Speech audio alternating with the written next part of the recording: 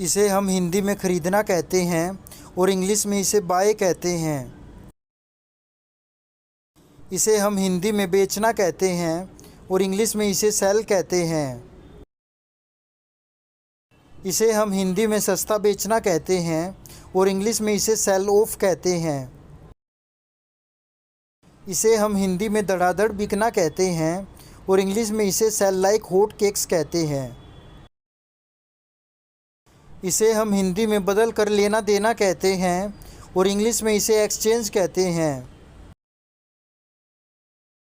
इसे हम हिंदी में कीमत का बढ़ जाना कहते हैं और इंग्लिश में इसे गो अप कहते हैं।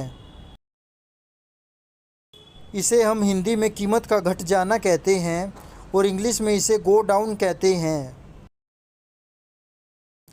इसे हम हिंदी में मोल भाव करना कहते हैं और इंग्लिश में इसे हैगल कहते हैं। इसे हम हिंदी में महंगा कहते हैं और इंग्लिश में इसे कॉस्टली, एक्सपीरियंस, प्राइसी और डियर कहते हैं। इसे हम हिंदी में सस्ता कहते हैं और इंग्लिश में इसे चीप या इनएक्सपेंसिव कहते हैं।